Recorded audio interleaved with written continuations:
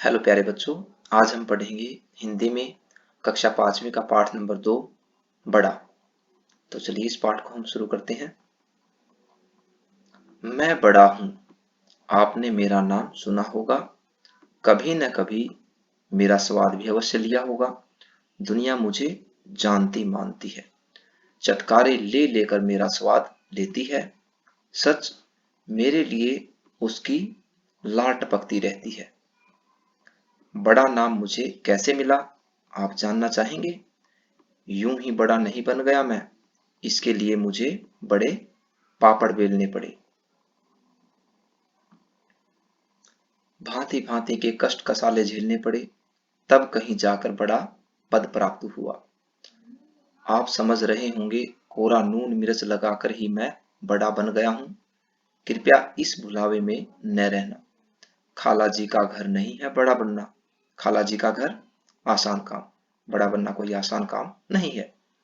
एक नंबर की टेढ़ी खीर है, टेढ़ी खीर कठिन कार्य, मुश्किल काम। एक नंबर की टेढ़ी खीर है यह।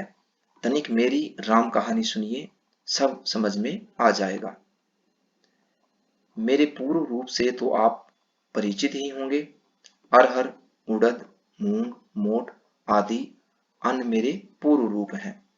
इन अन्नों को हथ चक्की, पंचक्की, तेल चक्की अथवा विद्युत चक्की में दलकर दाल बनाई जाती है। चक्की के दो पाटों की रगड़ खाकर दाल बनने में जो मजा आता है उसे आप नहीं जान सकते। हाँ, दो पाटों के बीच में आपको भी पड़ना पड़ जाए तो और बात है। कभी पड़े हैं आप? बोलिए। पड़े होते तो मुझ पर क्या बीतती है अच्छी तरह महसूस कर सकते। विशेष रूप से मैं उड़द की दाल का बनाया जाता हूँ। दाल को पूरी पूरी रात पानी में भिगोकर रखा जाता है। गर्मी में तो खैर कोई बात नहीं, लेकिन कहीं जाड़े का हुआ तो बस सी सी करते जान पर आ बनती है। जमुना जी में जाड़े की रात में रात भर डुबकी मारे रहना पड़े आपको तो आप समझ जाएंगे कि मुझ पर क्या बीतती है। इसके बाद मुझ पर से छिलका उतारा जाता है। छिलका उतारा जाना किसको अच्छा लगेगा?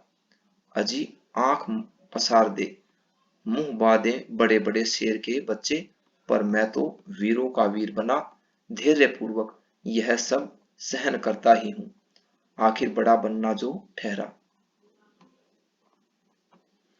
इसके पीछे सील लोढ़े से मेरी खूब पिसाई होती है। मेरे कण कण का चूरा कर दिया जाता है। दबाव और रगड़ झेलते झेलते मेरा दम निकलने को हो जाता है। इतना सब होने पर मैं पिट्ठी नाम पाता हूँ। पिट्ठी बनने पर भी मेरा पीछा नहीं छोड़ा जाता। हाथों से खूब मथ मथ कर मेरा दम निकाला जाता है।